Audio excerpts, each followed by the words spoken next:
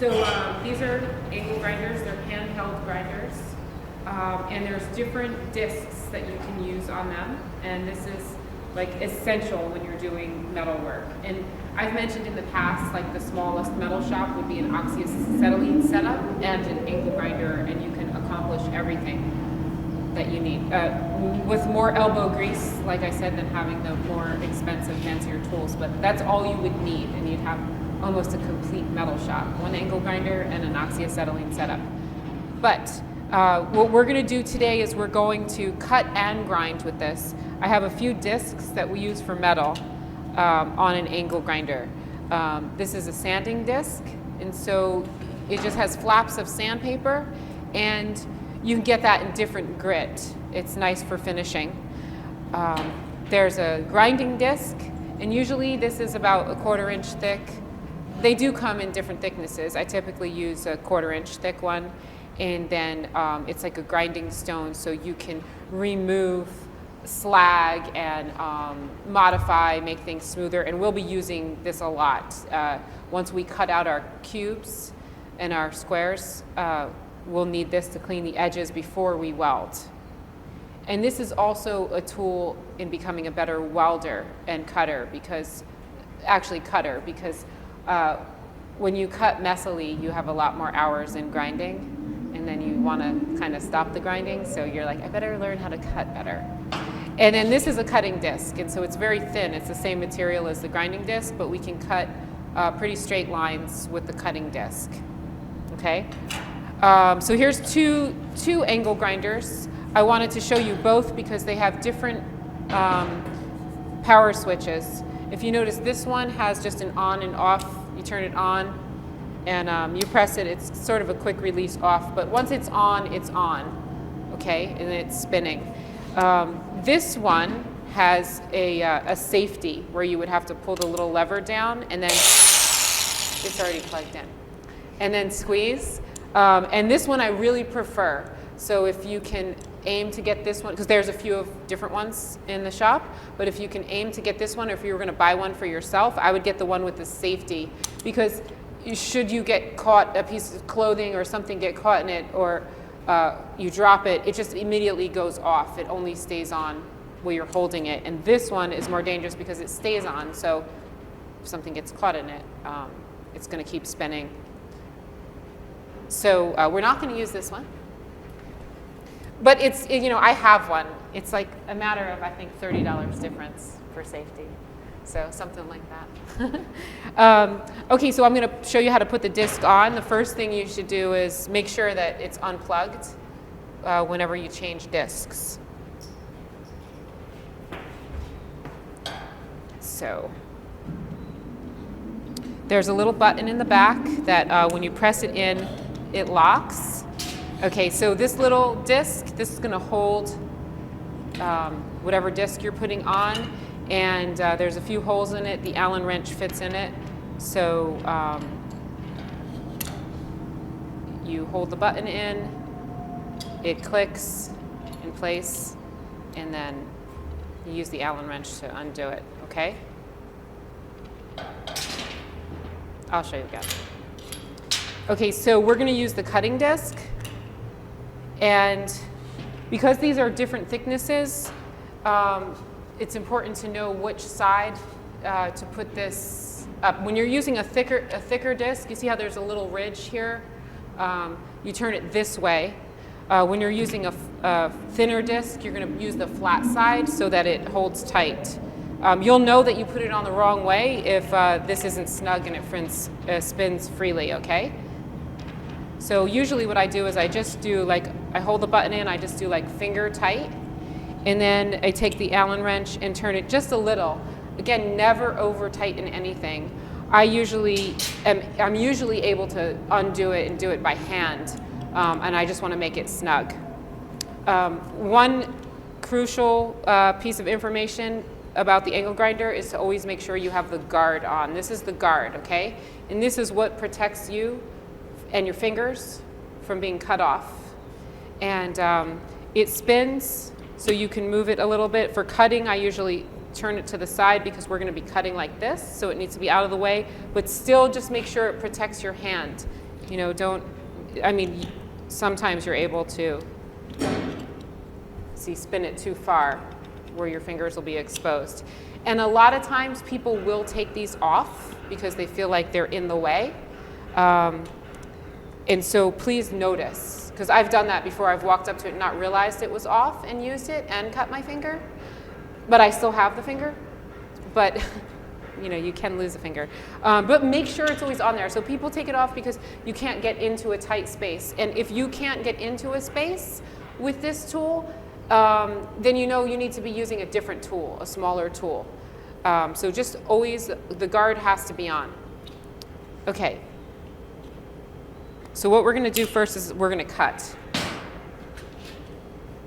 So we need safety goggles, and I like to use ear protection. You can use this earmuff style, or you can use earplugs.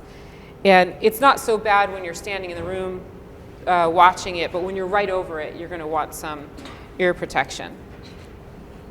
Okay, so when I'm cutting, like cold cutting, which is not the plasma or not with fire or heat, where I'm wearing dark goggles, I like to use a Sharpie on the metal because I can see the line very well, and then I can make a thinner line if I need to be precise. And I just use the soapstone for when I'm wearing goggles, welding goggles, okay? So what we're gonna do today is we're all gonna be cutting out a 16 by 24 inch rectangle, and then we'll be using that to make our cubes. So what I'm going to do is I'm going to cut one of those sections out right now with the angle grinder to show you how. Okay. So we have 48.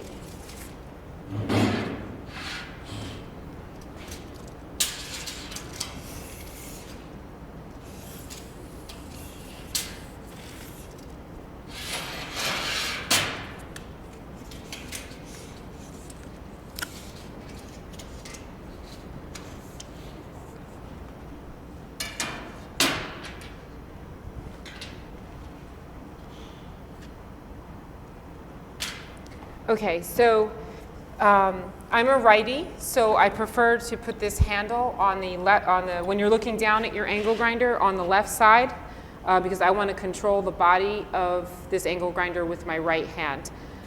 Remember to always be careful of your cords where they're going to be, not in your way. And see, this comes off, so you could put it on either side. So what we're going to be doing, I move the guard upwards like this. I'm going to be cutting like this. All right, I'm going to backtrack. I said I like to hold the body of the angle grinder with my right hand. That's true when I'm grinding, but when I'm cutting, I kind of flip it around, but I still keep the handle on the left side.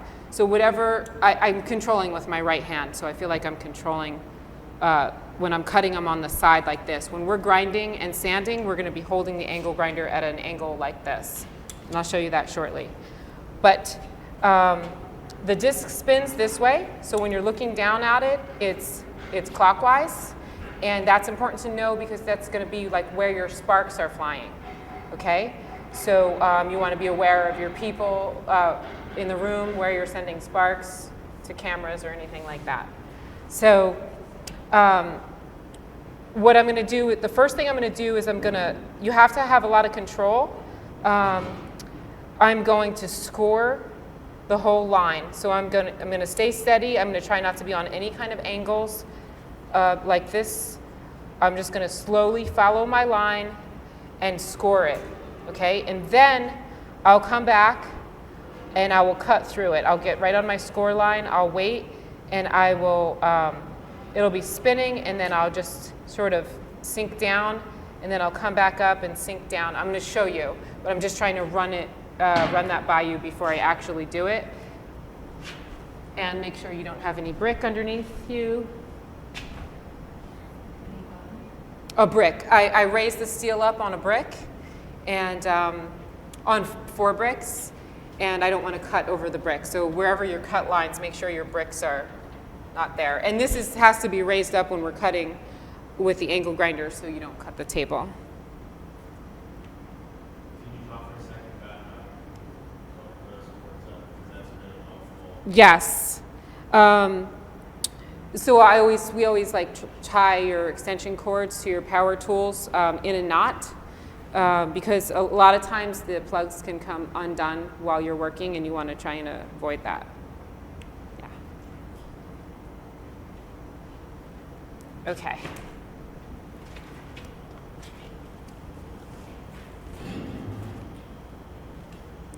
So the first thing I like to do is I first get it started. So I have my safety. I pull the little lever down and squeeze. That's it. I always want to get it running before I actually touch the metal. Okay. So I get going. I like to do a dry run just to make sure that I'm going to be able to make the cut. And then I'll go. Ready?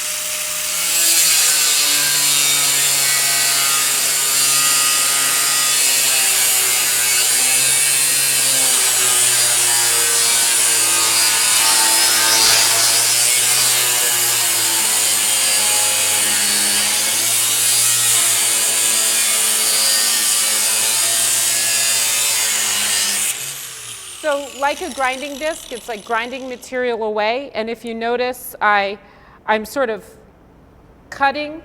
I'm cutting up a little bit to grind material away, and then I'm slowly like depressing it through. But I'm not staying all the way through and cutting this way. I have to come up on top of the material, remove material, and then sink down, okay?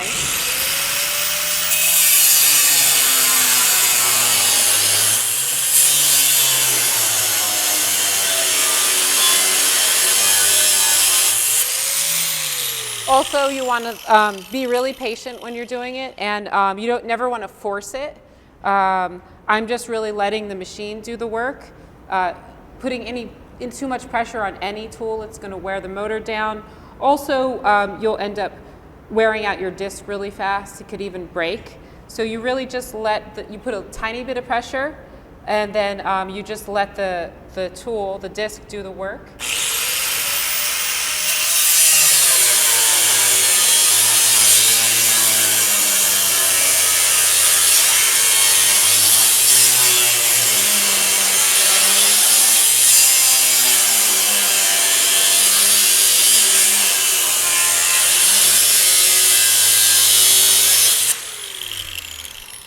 And that's it. So, and you can usually get a nice clean line with less grinding later. Okay? Is that the cleanest of the 3 options? Pretty much. Yeah. Yep. But it's also, you can go through a lot more material. It's a little bit messier. There's going to be grinding dust everywhere. I think it's probably the most dangerous of the 3 because you have to stay pretty straight. If I'm turning too much or I tweak this, this has little flex. It could crack. So you just have to be really careful and patient. It could crack. It can pull your hand if it gets stuck. So this is just something you have to get used to and be very careful. And what I might suggest is you cut out your large piece with either the torch, the oxyacetylene cutting torch, or the plasma cutter. And then when you're doing smaller pieces, you can practice with this. So if you had like a 4-inch piece or something. And at what point do you, it's not clamped down now? Oh, so the only reason, I'm glad you pointed that out, because the only reason this is not clamped down is because it's pretty heavy and I know it's not going to go anywhere. But certainly when you have your smaller pieces, you will absolutely need to clamp it down. And I'm glad you pointed that out because your material could go flying. Mm-hmm. Okay.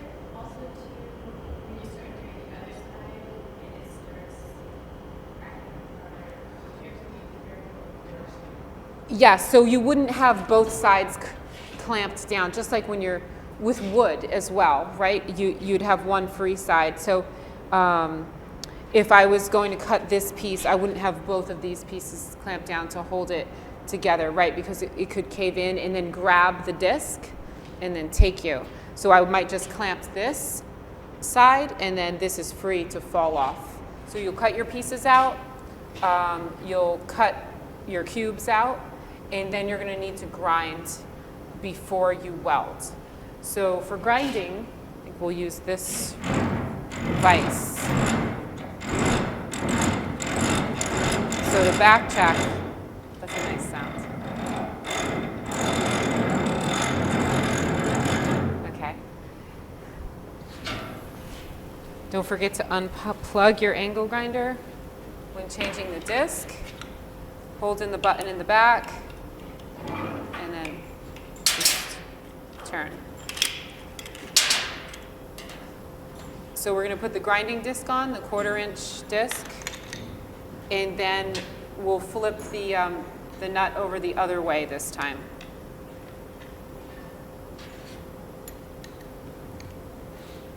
And tighten. When I'm using the grinding disc, I fix the guard so that it's right underneath, okay? Because we're not going to be using this like this, we're going to be using it this way. And we'll be grinding, and we are grinding at an angle. So I'll show you. Okay, so this is a piece that was cut out in the past, either with plasma or torch. So you see all the slag on this side, okay?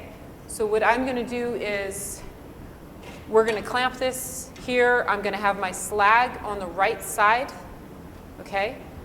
And then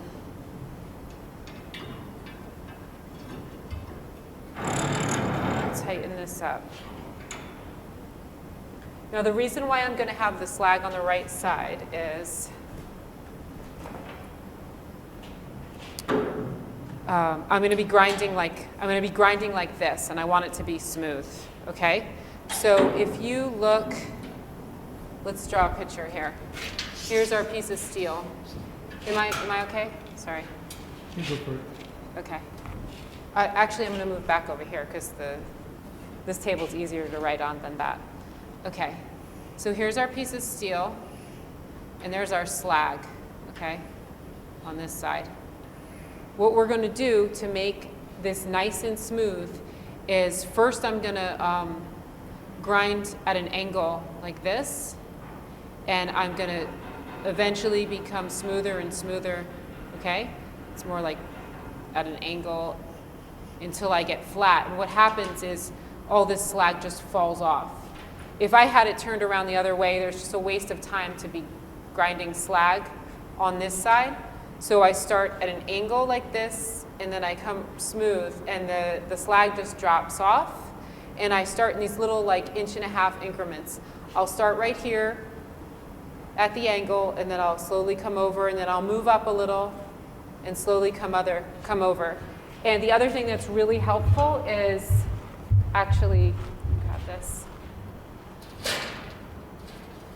drawing a Sharpie line. So since we are making cubes, we want to have straight lines, hopefully have a square box. So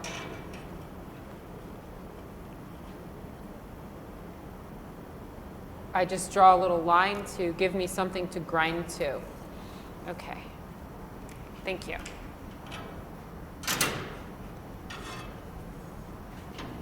Okay, cords behind me. Okay, so we have our reference line. So I'm going to start here, just as I said, on that angle, and then bring it over flat. What I like to do is, so I have this reference line, I kind of make the angle, once you see that I make this little slope, it's going to touch the line, so that I have one edge touching the line, and then I just know where to fold over flat. Okay? I'll grind it until it's flat, but you'll see, it'll be more clear once I do it. Ready?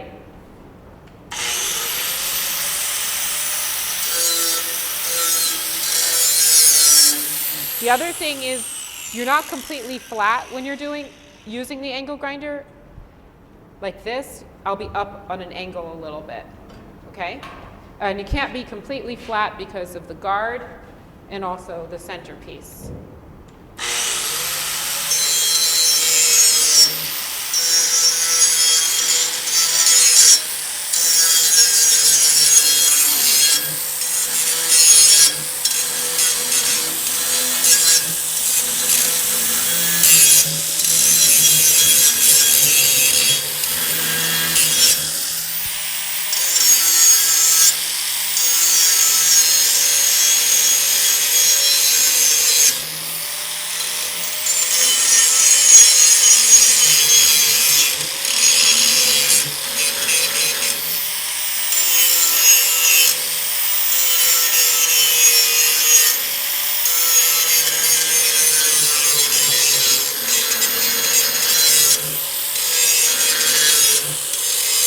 So you see how I do a little bit at a time, and then I try and even it out. I do a little bit, and then a little bit, and then I come back over. That's still going to actually get flatter, straighter than that. But if you notice, the slag I didn't even have to bother with the slag. It just falls off. The other side is already cleaner now. And when the disc is new, it really removes a lot of material fast. So be careful. I actually like to use a disc after it's a little bit used. You have more control over it.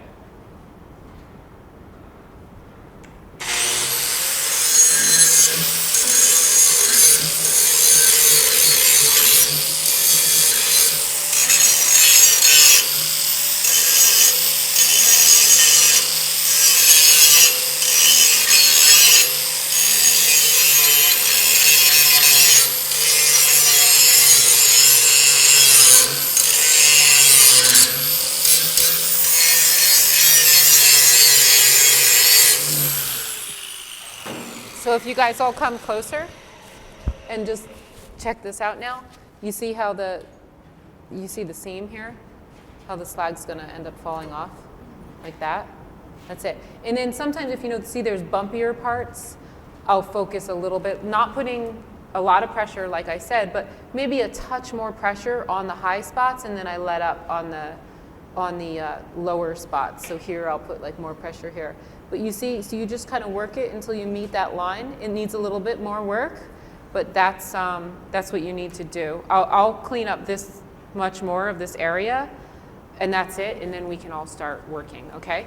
How obsessive do you get about the line because when you're welding it, you just the fillings, right? Yes, the cleaner your line though, the nicer your welt is going to be. So the level of obsessive is based on person to person, on your character. Yeah.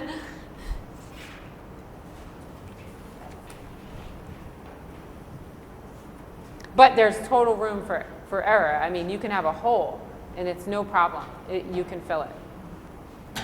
But just from the very start, from cutting, the cleaner everything is, the nicer everything's going to weld in the end.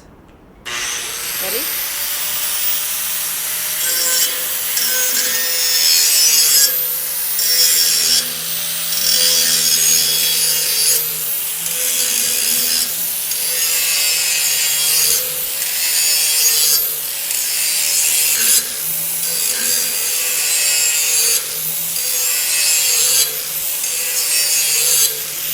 And then the last thing I do, even though the slag falls off after I feel like it's decent, I come over and I just hit it once from this side to make sure it's clean.